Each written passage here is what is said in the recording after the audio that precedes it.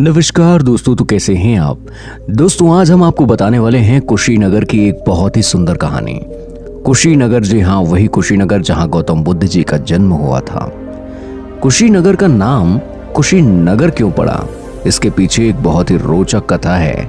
आइए वही आपको बताते हैं। मल्ल देश के राजा की रानी शीलवती के 2 पुत्र थे। पहला पुत्र बिल्कुल कुरूप था, किंतु समस्त विधाओं का वह ज्ञाता था। वहीं दूसरा पुत्र बहुत ही खूबसूरत था, किंतु बिल्कुल बुद्धिहीन। कुश एक कुशाग्र बुद्धि का व्यक्ति था।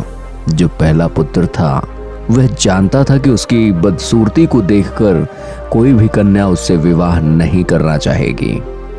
फिर भी उसकी माता शीलवती के आग्रह से उसने विवाह करना स्वीकार किया और उसकी माता ने प्रभावती नाम की एक बहुत ही सुंदर कन्या से उसके विवाह की योजना बनाई, जो कि सागल देश की राजकुमारी थी।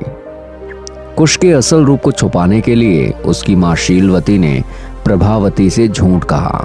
उन्होंने कहा कि उसकी पारिवारिक परंपरा के अनुरूप प्रभावती और कुश एक दूसरे को तब तक प्रकाश में नहीं देखेंगे जब तक उनका बच्चा गर्भस्थ नहीं हो जाता।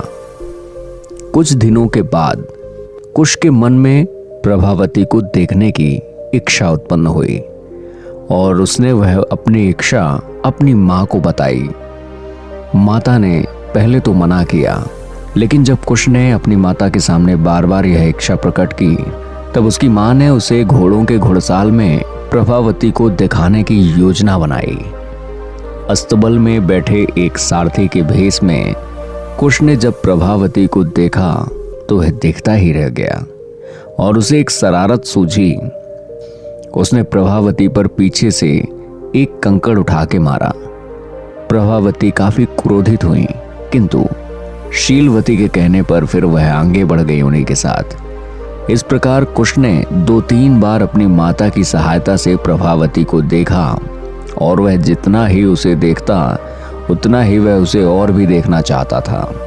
अतः एक बार माता ने प्रभावती को कमल के जलाशय में भेजा, जहां कुश छुपा हुआ बैठा हुआ था। जब जलाशय में प्रभावती नहाने लगी तो कुश का धैर्य टूट गया और वह तैरता हुआ प्रभावती के पास पहुंच गया और उसके हाथ पकड़कर अपना भेद खोल डाला कि वह उसका पति है। उस कुरूप और प्रेत शक्ल वाले कुश को देखकर प्रभावती वहीं मूर्छित हो गई। जब उसे होश आया तो वह तत्काल अपने मायके चली गई। अब कुश भी उसके पीछे पीछे उसे मनाने के लिए निकल पड़ा और सागल देश में कई प्रकार की नौकरानियां थीं। बहुत बड़े राजपाट में वह अपना जो उसके पति का रूप है वह उसने छुपाया। वह कहीं टोकरी बनाने का काम करता तो कभी प्रभावती को अपना प्रेम संदेश टोकरी की कलात्मकता के साथ भेजता, तो कभी कुम्हार बनता तो अपने हाथों की कलात्मकता से अपना संदेश भेजता। उसके बावजूद भी प्रभावती उससे घृणा ही करती रही। अंततः उसने प्रभावती के घर में रसोइये के रूप में काम कर हर किसी का उसने दिल जीता।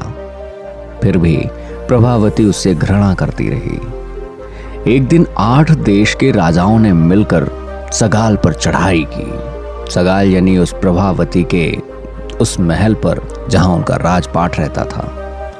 तब कुश ने अपने ससुर के सामने प्रकट होकर सगाल देश को बचाने का प्रस्ताव रखा। अपने जमाई राजा को वहां उपस्थित देख सगाल राज बहुत प्रसन्न और आश्चर्यचकित हुए।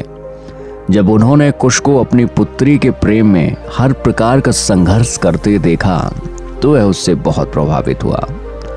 उसने प्रभावती को फिर अच्छी फटकार लगाते हुए कुश की प्रशंसा की और प्रभावती ने भी उस संकट की घड़ी में कुश के गुणों को स्वीकारा और सराहा। उसके बाद जो कुश था उसकी 8 राजाओं से जमकर लड़ाई हुई और कुश ने उन 8 राजाओं को पराजित कर अपने ससुर का राजपाट बचाया, उसका राज्य बचाया और उनसे प्रभावित होकर प्रभावती की 8 छोटी बहनों का ब्याह भी करवा दिया। उसके बाद खुशी खुशी प्रभावती के साथ मल्ल देश लौट गया और तभी से मल्ल देश का नाम उस पराक्रमी राजा कुश के नाम पर पड़ा और उस नगर का नाम कहलाया कुशीनगर। तो दोस्तों, ये जानकारी आपको कैसे लगी, ये एक छोटी सी कहानी आपको कैसे लगी? कहानी अच्छी लगी हो तो बहुत बहुत धन्यवाद। मैं हूं आपका दोस्त संजय गुप्ता सतना। कृपया करके वीडियो के कमेंट में ये जरूर बताएं कि आप कौन से शहर से हमारी ये कहानी सुन रहे थे। दोस्तों, चैनल पर यदि नए हैं तो चैनल को सब्सक्राइब करें और वीडियो को लाइक करें। मिलते हैं अगले वीडियो में, तब तक के लिए जय हिंद, जय भारत।